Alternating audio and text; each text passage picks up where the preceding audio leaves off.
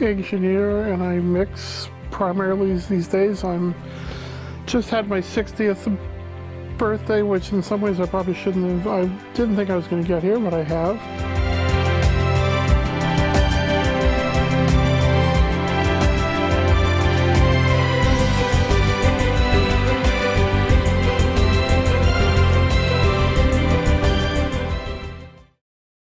So I've been doing this most of my life.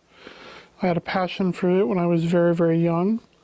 And I count myself really fortunate that I knew at a young age what I wanted to do.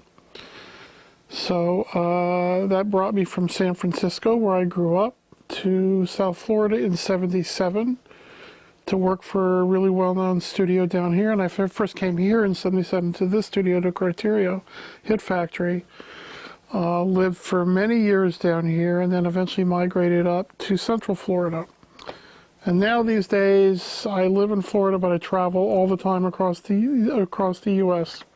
So when I was 16, I worked in a public broadcast station that produced a lot of their own content. And a gentleman came through the door. I'd been there 5 months, let's say, and I was doing everything from the pledge drives to doing the news show. And a guy came in named Bob Olson, who was a Motown guy. And Bob had worked in Detroit from I think about 65 through 71 when they moved from Detroit. So I became friends with Bob and really just attached myself to him. And we would, go eat meals, we'd work on projects there.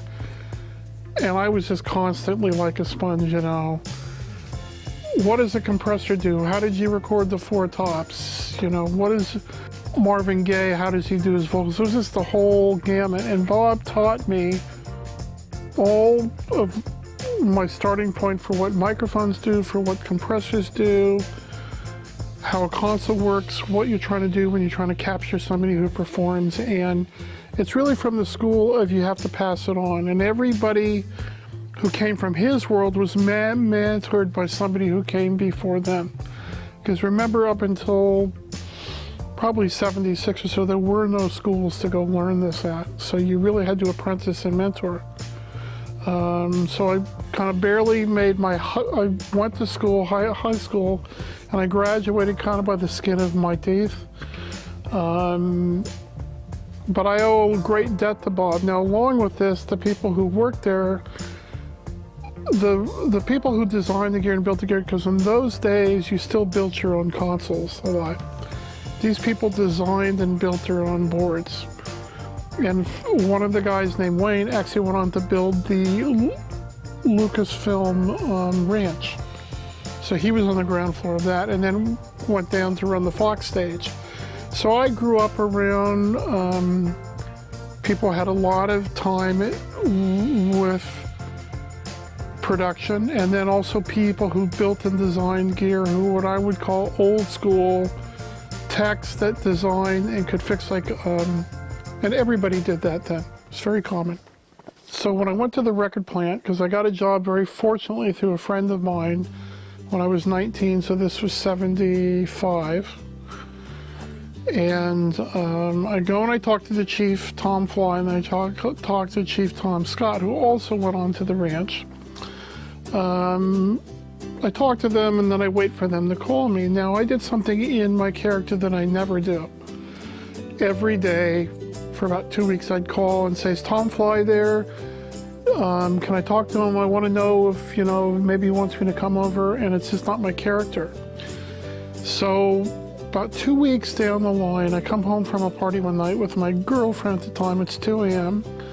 And the studio calls me and says, "Can you come over now?" So it's like 2 a.m. and I live across the bay, so it's a 40-minute drive to get to the plant. And of course I'm saying, "Absolutely, I'll be right there." So I come over, and my first session was a Sly Stone session. And Sly was famous for working like a day without sleeping. And the whole crew had been in there for a day and a half. And they needed somebody to take over. So I was an assistant. I wasn't sitting behind the board.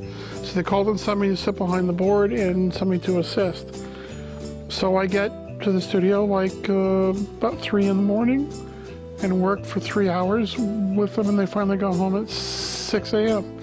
That was my first experience there. And what I always tell people is, if you have a passion for what you do, you will do things that aren't in your character sometimes, things that take you out of your comfort zone, but like calling a guy day after day for 2 weeks. So I do that. I think this is great. I got my foot in the door, and they call me back and they say, well, we like you. So for what you're going to do for now is clean the bathrooms and stock the Coke machine and vacuum. And what I didn't know at the time is Chris Stone, who owned the plant with a partner, this was his way of kind of separating the wheat from the chaff, as you would say, finding out who really wanted to do this as opposed to, oh, this will be cool, this looks fun. So for 5 weeks or so, I came in 5 days a week and cleaned the John, filled the Coke machine with beer, which is what we used to do, and vacuumed. But I was so happy to have my foot in the door, I didn't care. And then after that time period, I started getting put on smaller one-day things. And not long after that, I worked on Fleetwood Mac's album at the time they were there doing the Rumors album. So I worked on that for about 10 days as an assistant, which was a fascinating thing to see the way they wrote songs and creatively how they did things. I can't say that I worked on a lot of that album because that took more than a year to produce. So at that time, I then worked with the client who was doing a Elvin Bishop album, and if you recall, they had a really big hit called Fooled Around and Fell in Love. It was a huge smash in the US, and they were doing the next album that came to the plant, and the guy who came, who tracked it, recorded, did the mix, lived down here in Florida, and they were building a studio for such clients as Joe Walsh, the Eagles, the list goes on and on, but he asked me if I wanted to move to Florida, if I wanted to come work for them, and I'm 20, and I don't think about a whole lot else except, you mean I get to do like more cool stuff? And I said, absolutely. So I packed all my stuff into a 10-foot truck and I moved down here to Florida. I've never really looked back in terms of that. But so then worked a little bit on Joe Walsh, and eventually met Gloria Estefan, because at that time was the beginning of the Latin craze here. And it was really a secondary kind of work market because they didn't have a lot of money to produce stuff then. And oddly enough, Gloria was the very last paying client in the studio that I worked for. And they were closing down the studio because they were going to move it.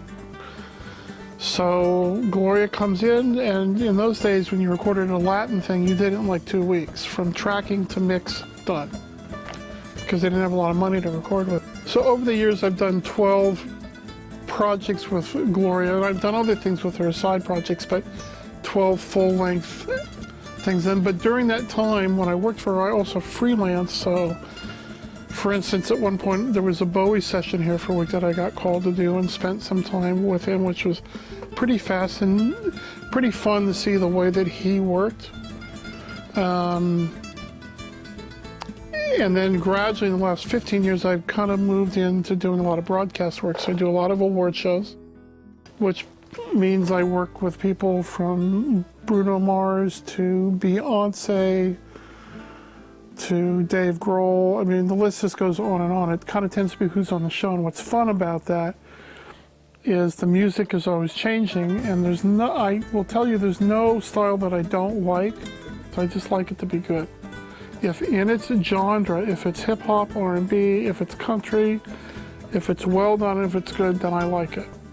If it's not the A-list stuff, I have to admit, it's not quite as much fun. So there's no genre that I don't enjoy.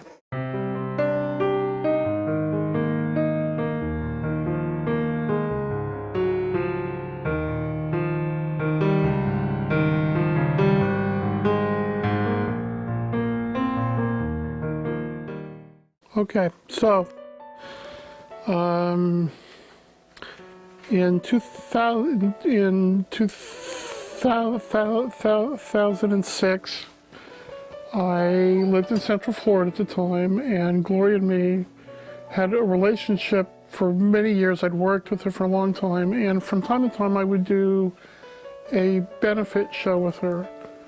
And we've done some AIDS shows, and this one was a cancer event she did one time a year in July. And she called me and asked me if I would come down and help do the sound for it. And I did it at a greatly cheaper price because it was a benefit. So on that night, I'd come home from Nashville, where I'd done a mastering for something I'd done. So I got on the road about 7 o'clock. I lived near the Kennedy Space Center at the time, and it's about a 3-hour drive here. It's raining. At the time I had a BMW 325, which is a pretty sturdy car. And I'm almost here, and I'm next to the football stadium. And I've slowed down because the roads are wet, and I don't like to drive really fast when the roads are wet. And I come over a little rise, and I see headlights just staring at me, and I think, well, I'm not going to be able to do much about this. I'm on the freeway, I'm in the left lane, and there are headlights staring at me, which is obviously not a normal thing. So I really don't have much time to react. I put on the brakes. I kind of grazed the car. Car spins several times, and it eventually comes to a stop. I kind of look around, I take stock. I'm one of those people, when I get into a crunch, I actually tend to get calmer. I don't get panicked, because I know this from diving. When I've had things happen, I get calmer. So car comes to a stop, I kind of look around, and I say, okay, there's a hole in the floor. My leg looks like it's broken. I'm trying to get my cell phone to work. I can't really manage to get my cell phone to work, probably because I was in shock. And funnily enough, the very first thing I hear is the kid whose car I'd hit, who had left his car parked in the left lane. I hear him say, dude, is the first word. He says, dude, are you okay? And my response is, dude, I'm not okay. Why don't you call somebody? So he calls somebody, police come finally. I'm on the county line, essentially. And the police come, but there's no fire department, there's no ambulance, so I'm in the car for about an hour. And if you know in this realm, when somebody's hurt, there's the golden time, which is they want to get to you as quickly as they can, because your chances that you would be able to survive are better the faster they get to you. So after this time period, I say to the policeman, where is the fire department? Why? Because the fire department, I know where it is. It's about 1.5 miles down the road. I know exactly where it is. No fire department. So they eventually come. I've probably been there close to 2 hours. They come, and the last thing I recall, it's funny, was they get out the jaws of life to cut the car. And they're cutting him, and one of the guys says, no, go back and get the big ones. Because I was in a German-built car, they're very sturdy, and when you go to cut them, they're not.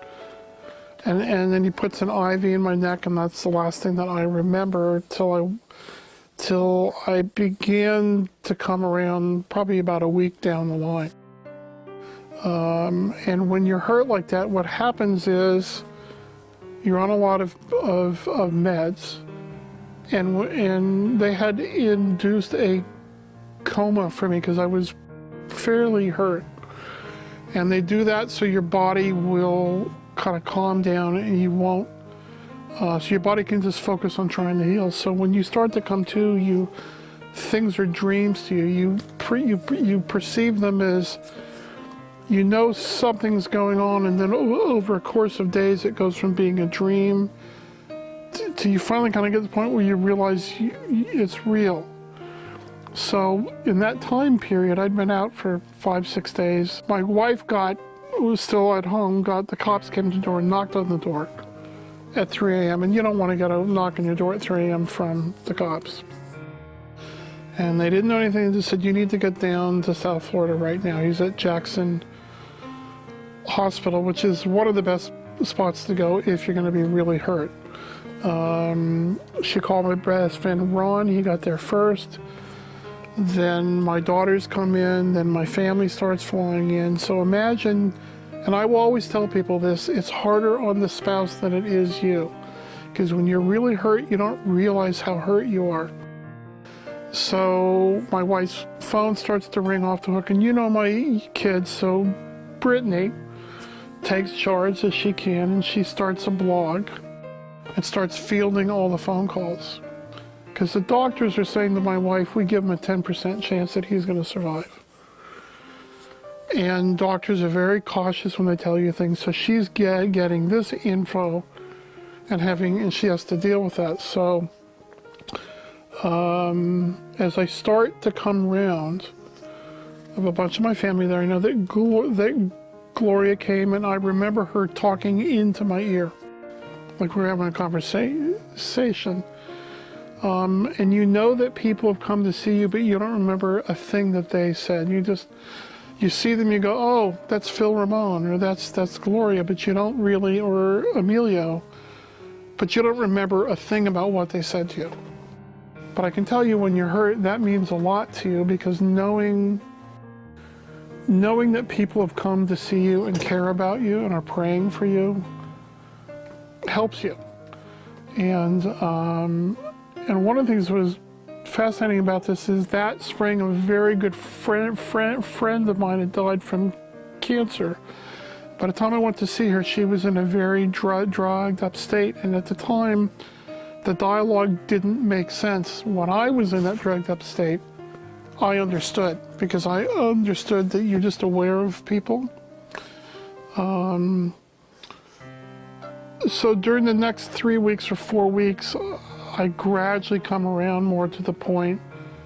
Now I can't talk because they've trached me. When you get trached, they give you a device you can screw in to talk. It's like a little diaphragm thing. It's like a speaker almost. So, you know, they finally get to the point where they can put it in. They pulled the tube out, and my wife's there, and my daughters, and the first words out of my mouth was, oh, honey, I love you. It wasn't that. It was like, I got to get better. I got to mix the Latin Grammys. Being sort of the workaholic, I think she wanted to kill me. You know, but she knows me, and she understands what my motivations are. But it was a funny day because, you know, I still didn't know how sick I was. And part of what happens to people when they're sick is they don't realize how sick they are a lot of the time. So you tend to think, you know, your constant goal is, when you're really sick, folks would say to me, how did you do it? I'm like, it's not hard. You know, you rise to the occasion. When something happens to you that's a crisis, as humans, we have strength that we don't know we have, and people pray for you, and you have faith, and it's just, you rise to the occasion. So I would always go, okay, I mean, I see you, so my next goal is to be able to talk. And then once I get there, my next goal is, oh, I get to go to the 3rd floor, which took about 2 months for me to go to the 3rd floor of Jackson, because I came into floor 2, which is where they put all the burn people and the really, really sick people. So I always would look for just what's the next milestone. So I was there for 4 months, so every time you jump ahead, it's kind of like a milestone, and you don't think, like, oh, when I get out, I'm going to go to the beach and play tennis. You just go, no, I just want to get from the 2nd floor to the 3rd floor. And that's pretty much how I thought most of the time. By the time I got to the 3rd floor, you know, I was this was healing, I could talk. But I still had a long ways to go. The other thing that I would say about the experience is a couple of times I had a couple of nurses that I will always recall and remember, because they helped me through really tough times. Like, because doctors kind of make rounds and you don't see them very much, but the nurses are the people who are there all the time for you. And they give you, you know, some comfort and some hope. I mean, they take care of you, but they also give you a great deal of hope. So month 2, I got out of ICU. I'm still on a lot of drugs. I had a lot of procedures to be done because I had broken a very large vein in here. The large blood supply that goes up this way back to your heart. And so they had to cut this open to fix it because I'd been in my car for so long. My friends told me I looked like the Stay Puft Man, Marshmallow. I was so swollen. And they couldn't close this. So imagine for 3 months I have a piece of plastic over here. And when they come and clean it, I can look at my lungs if I want to. I didn't really do that very often, but so I still had a long ways to go. I still had a lot of pain meds and stuff, but people coming to see me was a really big deal for me. And it really helped me see the light at the end of it for myself. And I never doubted that I would get better. I just didn't know how long it was going to take. So when I did find out down the line that I'd been as sick as I was kind of surprised because I didn't know that. So anyway, that process took 4 months. And when I finally got home, I went back up to my house near the Space Center up north. My wife, I had in-home care. My wife had it all set up for me.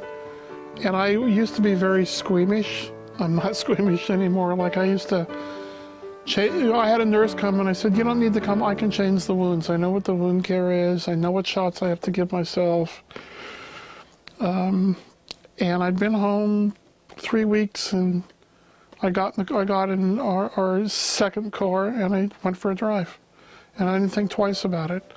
My wife was afraid I would be traumatized. I wouldn't want to get in the car, and I got out there on my crutches and got in the car and we did a little loop, drove for about 3 miles and said, I think I'm good.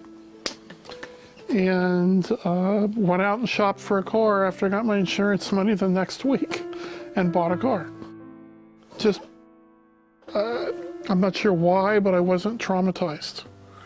I felt very fortunate because I know a lot of folks get hurt and it's a big trauma for them. And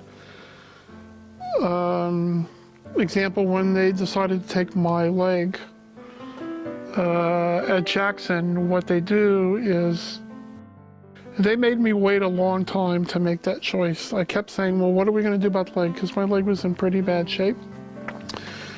And I remember the doctors when I was still pretty sick and I was still on a lot of drugs. I remember they were talking about it around me. So I remember the conversation kind of in a kind of a blurry way. But when the time came, the doctor came in, we had a very succinct conversation. If you do this, you're probably gonna have a lot of pain the rest of your life. You can have surgery, or you can do this and you'll get a prosthetic. And I said, I think I'll take door B, I'll take the prosthetic. It makes more sense to me. And I didn't find it traumatic, probably because I could make the choice. And as a good friend of mine says, ears work, hands work, I'm kind of all good. I can go back to work and do what I need to do. Right now, if I flex the leg, I still feel my foot as if it's asleep. That's what it feels like. I can still feel it. I occasionally get sharp pains. It's relatively rare, but I do get it. Once in a while I get an itch, which is kind of more of a pain in the ass. Because I got it, the way I deal with this, you have to take off the leg and scratch the stump. And it makes the itch, it makes it feel like you're scratching your foot, but not tons. I get it from time to time. When I first came home, it took me a little while to get used to being home. But my journey was not done because I came home with a giant skin graft here. I had no muscle here, it was all skin graft. And the doctors took the position that they didn't really want to change it from that because I could have a bad outcome with a major surgery, and so I decided early on I didn't want to live with the skin graft sitting there for the rest of my life. So me and my wife is a research junkie and she's really good at it, so she researches the procedures of what to, because all my muscles are here on the side. And this is all skin grafts, because my leg, if you look, it's got light spots. That's where they took the skin from.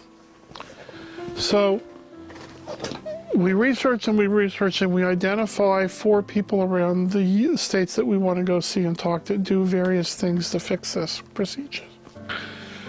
And we go to San Francisco, to back here in South Miami, to Jackson, to Chicago, and then to Memphis, which was our last stop. So every doctor we make appointments. So the Memphis guy calls her back, the doctor himself. He says, "So are you a doctor?" And Susan says, "No, I just," because she knew all the terminology, large abdominal wall closure, all this stuff. So we do all the tours. The last stop is Memphis. I go to meet the guy, and all the other doctors is like, "Well, bad outcomes and this and that," and surgeons are kind of funny sometimes, because sometimes they're very detached. And this guy, I go and say that he runs the trauma center for the Memphis hospital, like the major trauma center. And we sit down to talk, and the first thing we get is that we both like Macintoshes.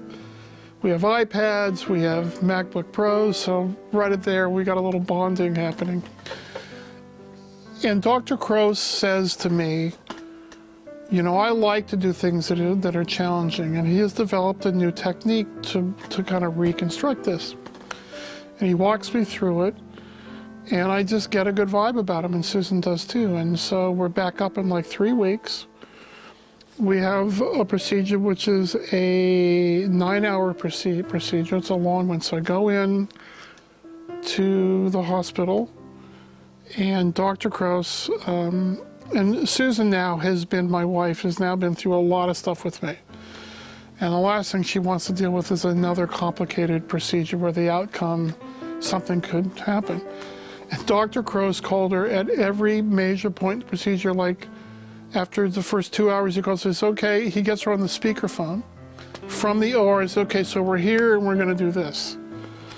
And so he calls her like 4 times during the procedure. I finally come through, I wake up and I'm like, "We got it done, I'm good." And I'm there for 10 days. And so that was kind of the last of the stuff, and we actually became friends, me and the surgeon, after that. And I invited him to the Grammys a couple of years afterwards, because his son had passed, I found out. And I get seats to the show, and me and Susan decided we were so grateful for what he had done. Because when you're in a hospital, the surgeons don't really come to see you except once, and Dr. Crouse came by every day to see me. That's not common. So it was really nice to do something for him. And so come to find out, and I'll wrap up the story. That year we had Mick Jagger came to perform, and I got to do that performance on the show. And I've been a Stones fan since I was like 10. So Dr. Crouse, I got him a hard pass, so he's hanging with me the whole week. And we do the performance, and Dawn and Mick go up the ramp to come into my truck. They don't want anybody else in the truck, and so but my doctor's sitting right outside in the chair, and he gets to see Mick like walk in the truck, and I sit and work with Mick, and then we're done. He tells me after the fact that when he got out of med school, his dream was to go on tour with the Stones and be their doctor. So I thought it was kind of cool that I could do something for him that could get him a little close to that dream that he'd had. You know, he got to meet him and see that experience. So it had a sort of a nice button on how that went. So at that point, then I was done with my major stuff. Probably more of the jokester side of me, to give you a story about how I think about it, a friend of mine does the Jimmy Kimmel show. He mixes the bands like I do for broadcast. We've been friends a long time. So when I'm out on the West Coast, I'll oftentimes go to see him, and across the street is the Kodak Theater and Grauman's Chinese and all that stuff, and there's a parking garage. So if I'm with a friend of mine from South Florida and we go to see him, and I pull up into the blue spots, and I just say, not thinking, sometimes it's great to be handicapped because I get good parking. So that's an example of I'm not particularly traumatized about it. So at the end of this long story, I've told you about my health and what occurred to me in my car accident and all that stuff. I really credit the faith and the prayers that people brought to me. And as I said before, you don't know how strong you are until you have to rise to that occasion. I think you would all be surprised at what strengths you find in terms of having faith and people around you that care about you. I used to be a person that would worry about a lot of stuff around work or financial things, issues. Kind of two things that happened to me after I came home was, one, I wouldn't say that I'm blunt with people, but I'm pretty direct with people because I want to be, because I feel like I don't know when's the last time I'm going to see them. So I try and be really direct to people, and I also try not to worry about things I can't control. A lot of things are not in our control specifically. If I'm going to keep my job, if I'm going to sell my house, what's going to happen next year. Life is a very funny thing that way. And nobody knows their last day on earth, and nobody knows when something's going to happen to them. So I always count my blessings, because every day for me is a day that I might not have been here, and tomorrow I may not be here.